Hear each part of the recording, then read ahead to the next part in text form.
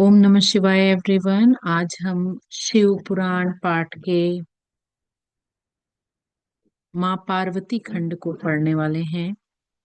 तो सब लोग आंखें बंद करके शांत मुद्रा के साथ अपनी स्पाइन को स्ट्रेट करके बैठ जाएं।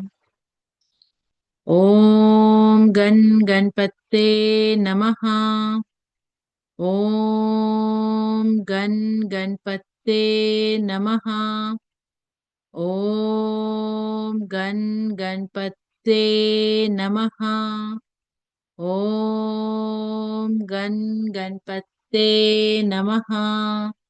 ओम गण गणपते नमः। ओम गण गणपते नमः। ओम गुरुभ्यो नमः। ओम नमः शिवाय। ओम नमः शिवाय। ओम नमः शिवाय। ओम नमः शिवाय। ओम नमः शिवाय। ओम नमः शिवाय। ओम नमः शिवाय। ओम नमः शिवाय। हे देवों के देव महादेव, आपकी कृपा से हम शिव महापुराण के सती पार्वती खंड का श्रवण प्रारंभ कर रहे हैं। हमारे मन में, हमारे विचारों में, हमारे कर्म में पवित्रता लाएं। हमें सच्ची भक्ति सिखाएं, ज्ञान सिखाएं, और जिस तरीके से आप वैरागी होकर रहे वैसे ही हमें वैराग्य दें। इस पाठ का पुण्य हर एक श्रोता को मिले, हर एक श्रोता की पूरे परिवार को मिले। ये समस्त प्राणियों के कल्याण के लिए और विश्व शांति के लिए हो। ओम त्र्यंबकम यजामहे सुगंधिम पुष्टिवर्धनम उर्वारुकमिव बंधनान् मृत्युर्मुक्षीयमामृतात्। ओम त्र्यंबकम यजामहे सुगंधिम पुष्टिवर्धनम उर्वारुकमिव बंधनान् मृत्युर्मुक्षीयमामृतात्। ओम त्र्यंबकम यजामहे सुगंधिम पुष्टिवर्धनम उर्वारुकमिव बंधनान् मृत्युर्मुक्षीयमामृतात्। ओम नमः शिवाय। सो हम वापस से एक बार मेमोराइज करते हैं कि हमने कहाँ तक पढ़ा। अभी तक हमने 8 अध्याय तक पार्वती खंड का पढ़ा। तो जैसा कि आपको पता है कि उसमें पार्वती खंड में किस तरीके से पार्वती जी का जन्म हुआ, कि जैसे जैसे माता सती ने जब देह त्याग दिया और हिमालय राज जो हिमालय राजा थे जो, और माता मैना के घर पार्वती के रूप में उन्होंने जन्म लिया। लेकिन उससे पहले उन्होंने आ, माँ महाकाली की तपस्या की कि हमें एक पुत्री प्रदान करें, और उनकी कृपा से वो पैदा हुई। और बचपन से ही वो भगवान शिव को पति रूप में मानती थी। और एक बार जब नारद जी पार्वती को उनके पिछले जन्म के बारे में बताते हैं कि तुमने कठोर तपस्या करके शिव जी को प्रसन्न किया था, और जब पार्वती जी का जो तपस्या था वो उन्होंने बहुत कठोर तपस्या की। पहले तो वो फल खाती थी, फिर हमने पढ़ा कि कैसे वो बेल पत्र खाती थी, और अंत में वो बिना भोजन के तप करती थी। और उनका कहीं ना कहीं एक अटूट विश्वास था। आ, तो जब भगवान शिव उनकी परीक्षा लेने के लिए एक ब्राह्मण का रूप धारण करके आए और वो शिव जी का के बारे में उनकी निंदा करने लगे, तो पार्वती का मन बिल्कुल भी विचलित नहीं हुआ और शिव ने प्रसन्न होकर उनको अपना रियल फेस दिखाया। फिर बाद में शिव और पार्वती जी का विवाह हुआ। इस विवाह को करने के लिए कामदेव जी का भी बहुत बड़ा हाथ था। कामदेव जी ने शिव जी को क्योंकि ब्रह्मा जी संसार का सृष्टि का निर्माण कर रहे थे और उनको था कि कैसे जनसंख्या बढ़े, तो उसमें उन्होंने शिव जी को भी पूछा, लेकिन शिव जी बोले मैं वैरागी हूँ, मुझे इन सब चीजों से कोई मतलब नहीं है। और बाद में फिर उनसे सबने प्रार्थना की कि आप भी अपना वंश आगे बढ़ाएं। तो उन्होंने बोला कि जो मेरे तरह से अगर मैं महायोगी हूं तो वो भी महायोगिनी हो, मैं अगर एक साधक हूं तो वो भी साधना करे, मुझे ऐसी पत्नी चाहिए। क्योंकि देखिए आप अपने घर में परिवार में रहते हैं, हम बहुत बार कोशिश करते हैं कि जैसे परिवार का सबका जैसे नेचर है वैसे ही लड़की किसी लड़के को मिले और वैसे ही किसी घर की बेटी वैसे घर में जाए, सबकी एक सोच होती है। तो उस विचार के साथ आ शिव जी ने कहा, और इसमें माँ पार्वती जी जो जो कि हिमालय राज और मैना जी की पुत्री थी, उन्होंने घर बहुत तप किए और तब जाकर उनको बेटी के रूप में ये प्राप्त हुई। तो पार्वती जी कहीं ना कहीं हमें सिखाती है कि जीवन में आप कठोर तप करो। तप का मतलब ये नहीं है कि कोई भी, उनके कहने का मतलब है कि कोई भी आपके जीवन में कोई असंभव चीज है वो भी संभव हो सकती है। तो कई बार हम कहते हैं ना कि ये चीज हमारे हाथ में नहीं थी, निकल गई, लेकिन कई बार ना आप उस चीज को हासिल कर सकते हो। और आपके अंदर एक सच्चा प्रेम और समर्पण भाव होना बहुत जरूरी है।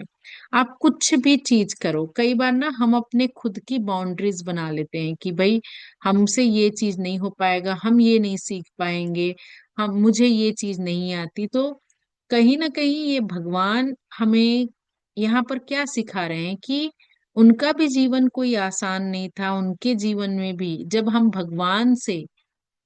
हम किसी चीज की के लिए उनसे आशीर्वाद मांगते हैं तो हमको ये भी सोचना चाहिए कि वो भगवान होते हुए भी उन्होंने कितनी कितनी कितनी तपस्या की, कितनी उनके जीवन में भी दुख वाले समय आए।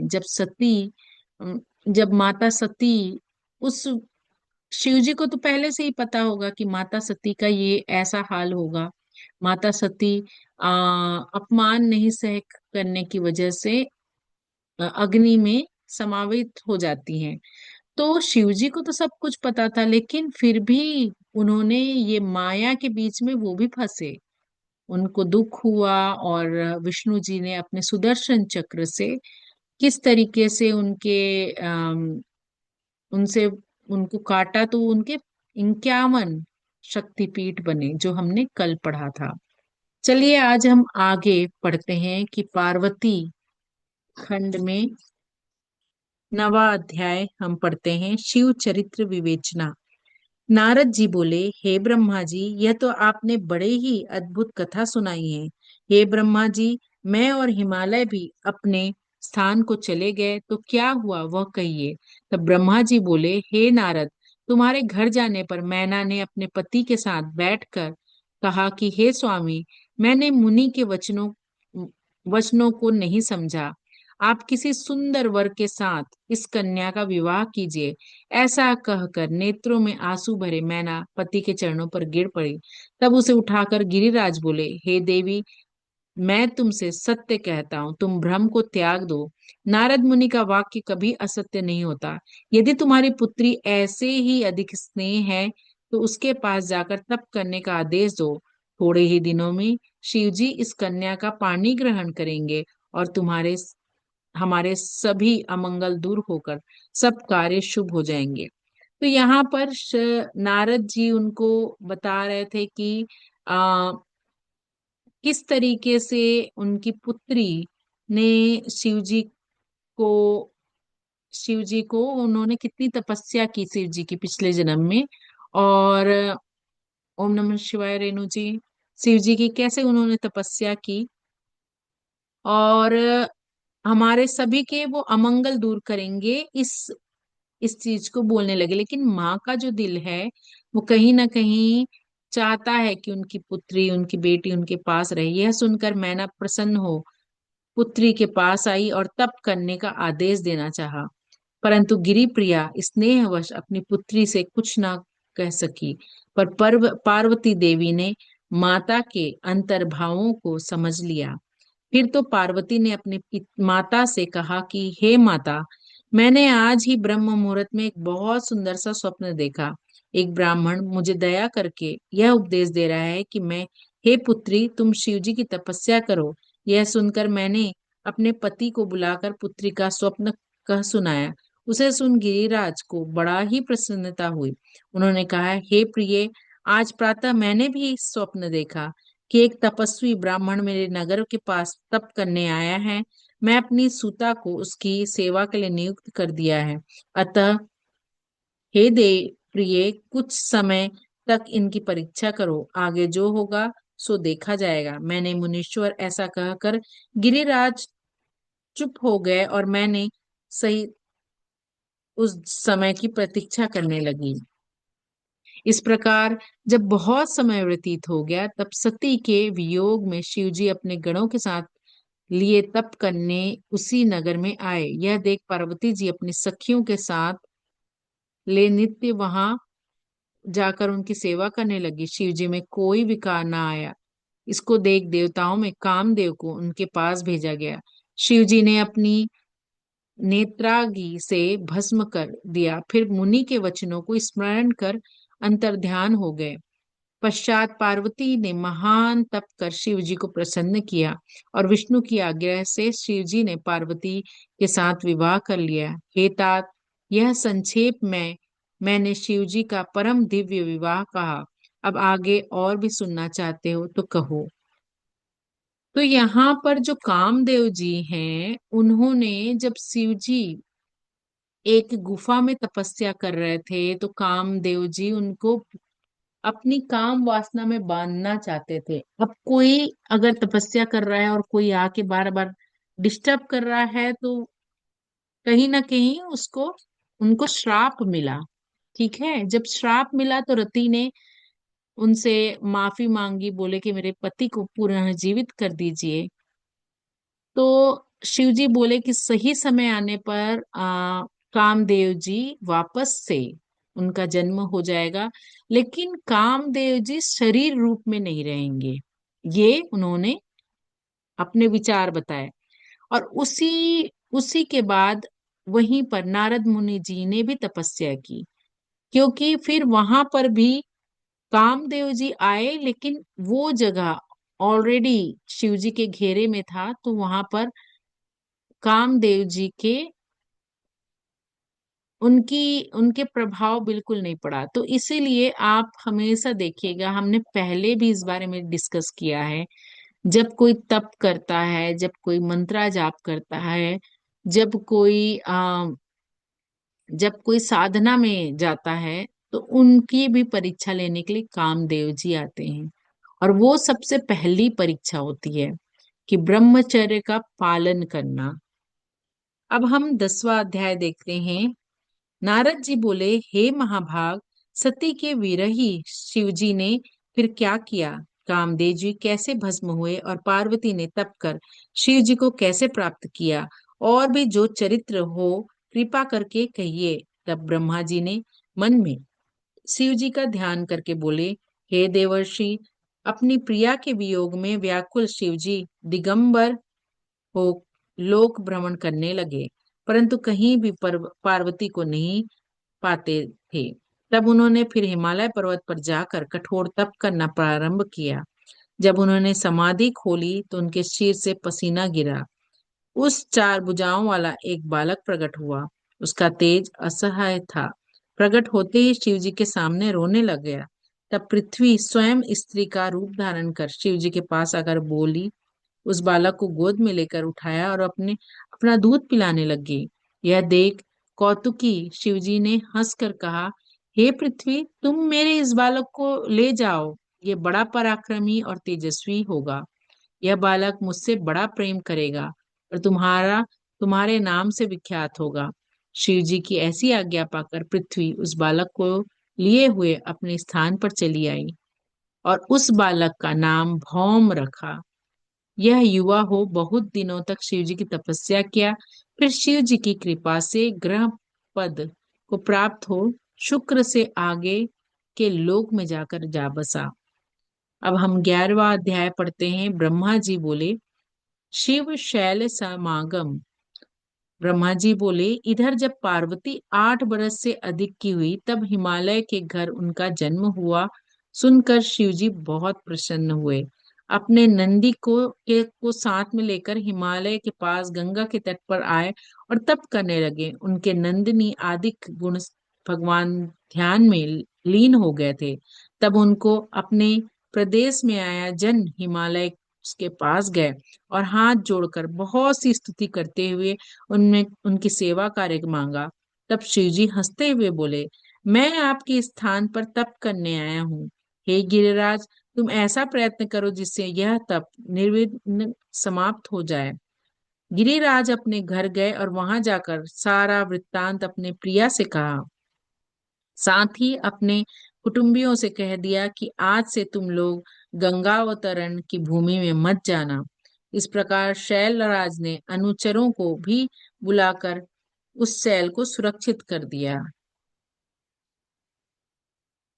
ब्रह्मा जी बोले, कुछ समय व्यतीत होने पर हिमालय बहुत से सुंदर फल पुष्प लेकर अपनी पुत्री के साथ शिव जी के पास गया।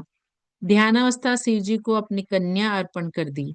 हिमालय ने कहा, हे प्रभु, इस कन्या के साथ मैं आपका दर्शन करने आया हूँ। मैं चाहता हूँ कि इस प्रकार नित्य आपके दर्शन करने आऊं।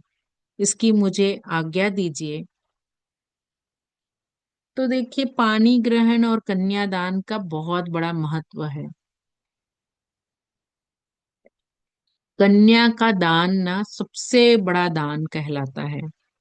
आप किसी चीज का भी ध्यान दान कर दें, जो माता पिता अपनी बेटियों का दान करते हैं वो कहीं ना कहीं मुक्ति की ओर जाते हैं।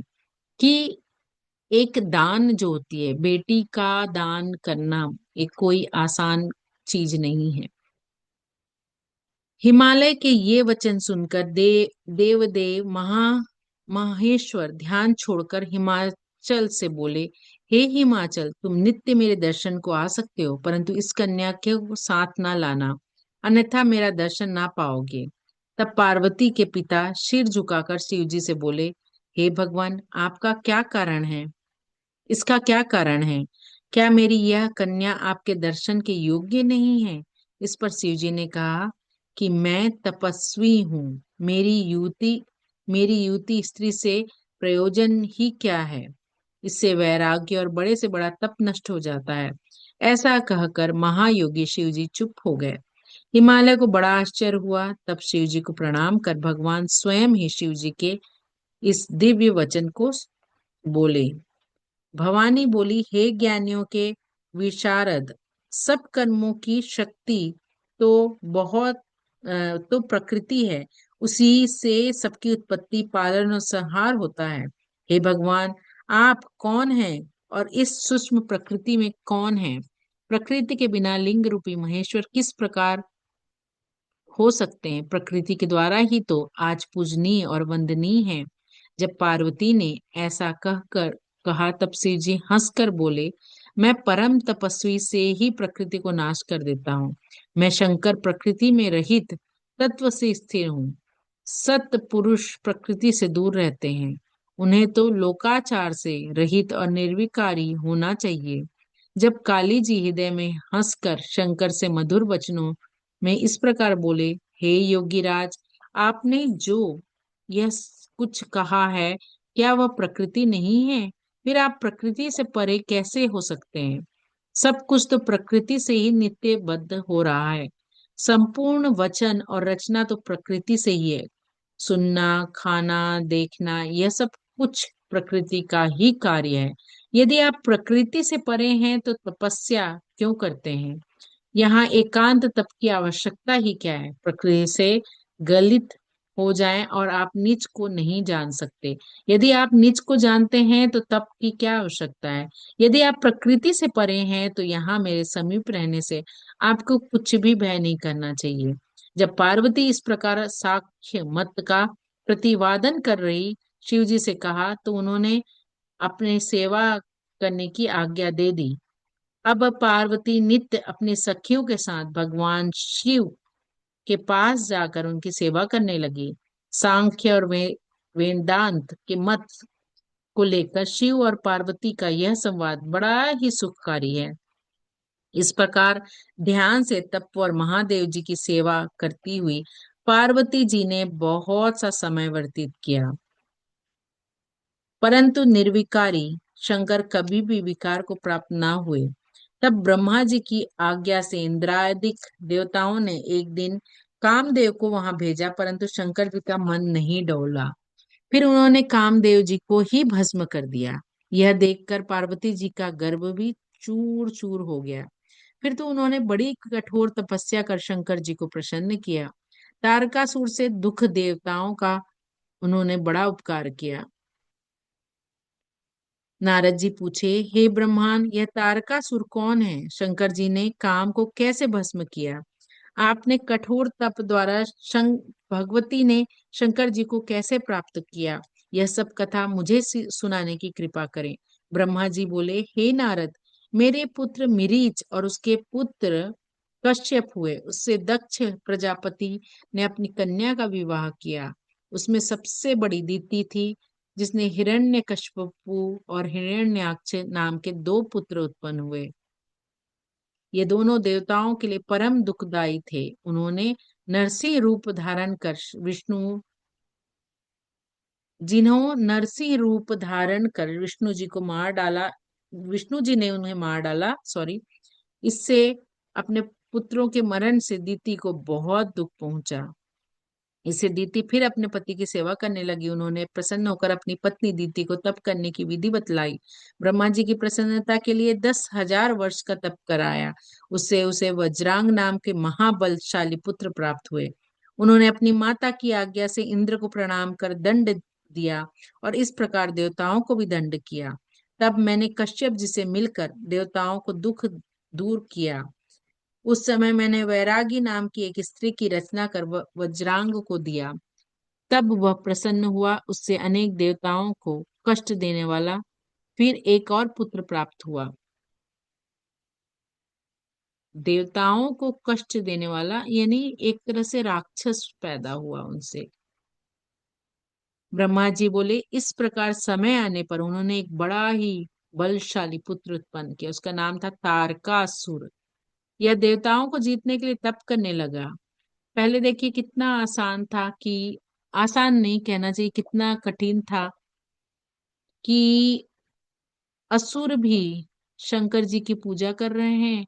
शंकर जी उनको तुरंत वरदान दे रहे हैं, फिर वही देवताओं को मार रहे हैं। तो वो अपने पावर का, अपने शक्ति का बहुत गलत उपयोग कर रहे हैं। उसने कहा, इससे बलि कोई नहीं, कोई ना हो। तब शिव जी के वीर से उत्पन्न पुत्र सेनापति होकर मुझ पर शास्त्र का प्रहार करे, तभी मेरी मृत्यु होगी। मैंने उसे यह वर दिया।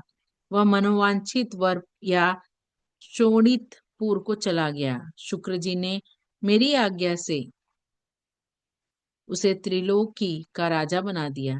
फिर वह जीत तीनों लोकों को जीत कर इंद्र हो गया। देवताओं को उसके स्थान से निकाल वहां दैत्यों को बसा दिया। हे नारद, तब देवता इंद्र को अग्रणी बना विहल हो मेरे पास आए।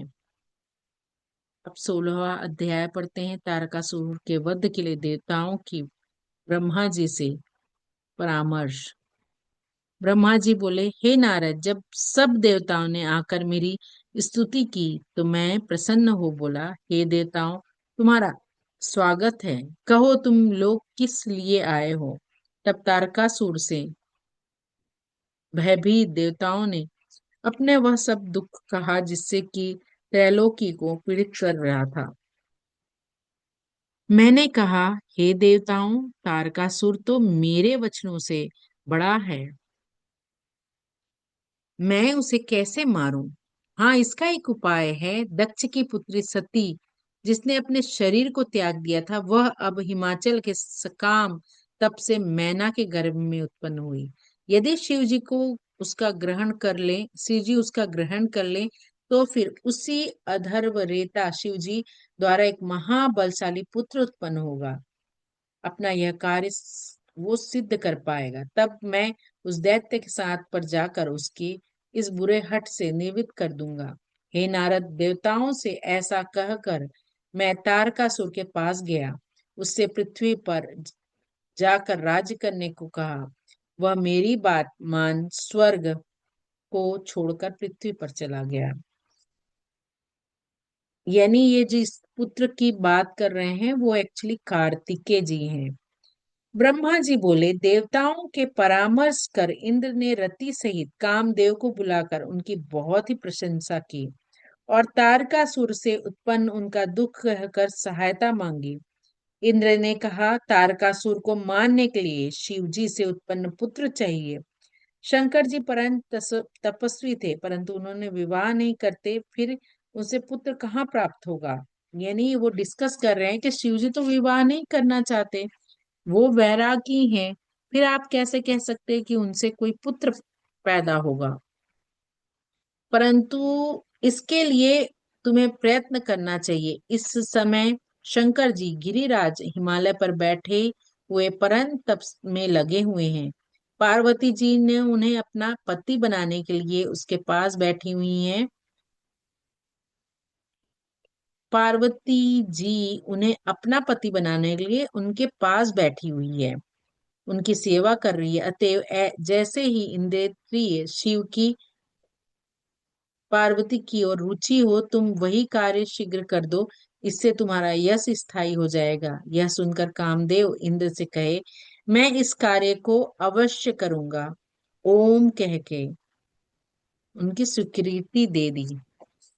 वह अपने सहायकों सहित शीघ्र ही योगेश्वर शंकर के पास चला गया, जहां वे अपनी तपस्या में लीन थे। काम द्वारा उत्पन्न काम विकार। ब्रह्मा जी बोले, वहां पहुंचकर अभिमानी कामदेव वसंत को साथ लेकर शिव सम्मोहन का विस्तार करने लगा। वसंत यहाँ पर वसंत ऋतु के बारे में बात की जा रही है। रति सहित कामदेव आम्र बाण चढ़ाकर शिव जी के वाम भाग में जा बैठा। श्रृंगार अपनी गणों सहित शिव जी के समीप स्थिर हुए। मनोज होते हुए भी कामदेव शिव जी के बाहर भी उनका कोई छिद्र देखने के लिए खड़ा रहा, परंतु उसमें ऐसा कोई भी दोष ना पाया जिससे कि वो उसमें प्रवेश कर सके। इस प्रकार पार्वती बहुत से फल लेकर शंकर जी के पूजा करने आई। उनके रूप सौंदर्य का वर्णन नहीं किया जा सकता। पार्वती जी के पहुंचते ही शंकर जी ने क्षण भर के लिए अपना ध्यान त्याग दिया, एक क्षण के लिए वहां स्थिर हो गए। इस छिद्र को पाकर कामदेव ने उन पर अपने बाण चला दिए और उन्हें प्रसन्न करना आरंभ किया। उसकी सुगंधि भी शंकर जी को लगी। इस उस समय पार्वती जी उनकी पूजा कर रही थी। जब पूजन कर उन्होंने दर्शन किए तो शंकर जी ने भी उनकी ओर देखा। तब स्त्री स्वभाव से अथवा लज्जा से उन्होंने अपने अंगों को संकुचित कर लिया। तब पार्वती जी की ऐसी चेष्टा देख शंकर जी मोहित हो गए, परंतु ज्यों ही उनकी चेतना आई वे अपने पश्चाताप करने लगे। उन्होंने कहा, क्या मुझ ईश्वर को भी काम विकृत कर सकता है।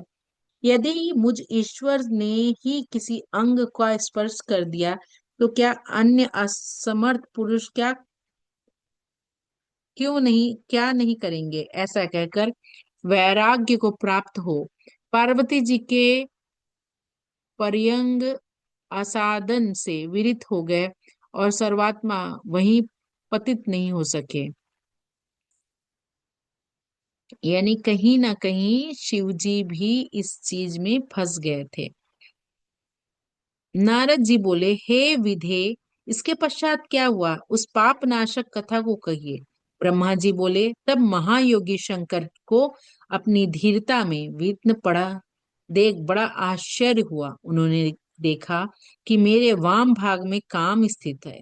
इससे परमात्मा गिरीश को बड़ा क्रोध आया। उसी समय महादेव जी ने तीसरे नेत्र से क्रोधाग्नि फूटी और आकाश में उड़कर पृथ्वी पर जा गिरी, जिससे चारों ओर ज्वालामुखी ज्वाला फैलने लगी और काम को भस्म कर दिया। काम के मंड जाने पर देवता रोने लगे। रति मूर्छित हो पृथ्वी पर गिर पड़ी। जब वह सचेष्ट हुई तब कहने लगी, हाँ, क्या करूं, कहाँ जाऊं, देवताओं ने क्या कर दिया, मेरी उद्दत स्वामी को यहाँ भेजकर नष्ट करा दिया। देवताओं ने रति को बहुत समझाया। हमने पहले भी इसके बारे में पढ़ा, बोला और कहा कि इसकी थोड़ी सी भस्म अपने पास रख लो, तेरा पति तुझे फिर से मिल जाएगा। रति को समझाकर जब देवता शिव जी के पास पहुंचे और उनके रति के शोक को दूर करने की प्रार्थना की, शिव जी ने कहा, अब मेरे क्रोध में जो हो गया वह अन्यथा नहीं हो सकता। रति का पति तभी तक बिना शरीर के रहेगा जब तक रुक्मणी के पति भगवान कृष्ण पृथ्वी पर अवतार नहीं लेंगे। जब वे द्वारका में वापस वास करेंगे तब उनके बहुत से पुत्र हो जाएंगे और रुक्मणी के गर्भ से कामदेव का जन्म होगा। उसका नाम प्रद्युम्न होगा, परंतु उत्पन्न होते ही शंबर नाम के दैत्य से उसे चुराकर समुद्र में डाल देंगे। तब तक रति उस वहीं जाकर रहे। वहां से यह अपने पति प्रद्युम्न को प्राप्त करेंगी। वहीं से दैत्य को मारेंगी और देवताओं से ऐसा कहते हुए शिव जी अंतर ध्यान हो गए। रति संबर दैत्य के नगर को चली गई। देवता भी अपने लोक को चले गए। आज हम यहीं पर विराम देते हैं। ओम नमः शिवाय।